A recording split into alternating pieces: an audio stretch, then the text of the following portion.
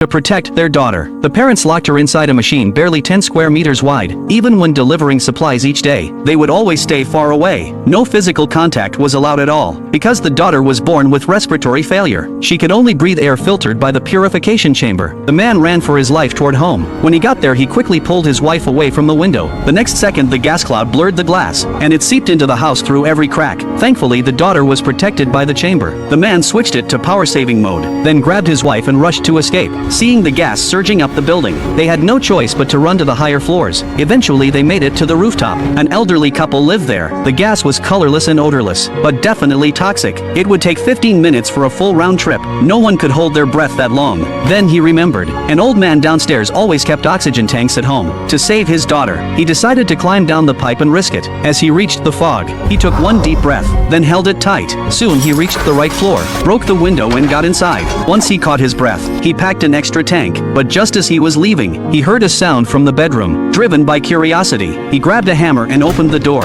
only to find a small dog. Strangely, the dog was perfectly fine, and even wagging its tail. Could animals be immune to the gas? But then he saw something that crushed that theory. The mother dog was already dead, and told him to follow the team. But the man refused to go. His family was still back home. The captain had no choice but to leave. Just then the man called out, and asked for another oxygen kit. He explained his daughter's condition. The gear was extremely expensive. But in the end, the captain gave him another set.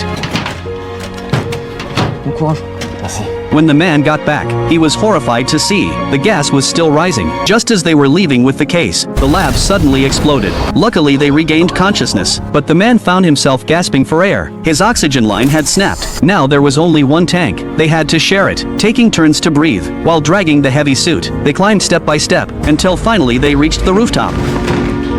But even this last tank was almost empty. If this kept up, they'd both die. So the man told his wife to go back first. Meanwhile, the man was hurrying back across the rooftops when he saw a dead body. The long trail of blood clearly showed it was a murder. He took a deep breath and stepped inside. Someone had definitely lived there. There was food and oxygen tanks. He looked around carefully, and after making sure no one was around, he picked up the tank and got ready to leave. But just as he reached the door, a man in a police uniform walked in and ordered him to drop the tank. But the man could tell it didn't belong to him. She moved fast, but the gas moved faster. Her daughter saw her through the chamber window, panicking without a mask. But the mother had no time to explain. She quickly changed the battery, and when the lights came on, she finally felt relief. But before leaving, she stared deeply at her daughter. As if sensing something, she didn't rush back upstairs. When he tried, he just couldn't speak. He didn't want to accept she was gone. Eventually, he walked to the balcony and told his daughter the truth. She curled up in a corner, too heartbroken to speak. For the first time, she felt like a burden. Then a small earthquake shook the house. The gas began rising faster. The home was about to be completely lost. The man decided to head out again to find more suits for the old couple. But meanwhile, the man found a top-grade suit inside a truck for his daughter.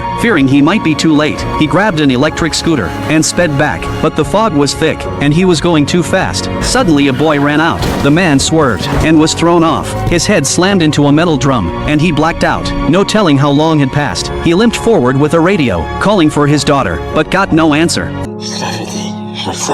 But when the man woke up again, he and his daughter had switched places. Now it was him inside the chamber, and his daughter. Oui, papa, j'arrive.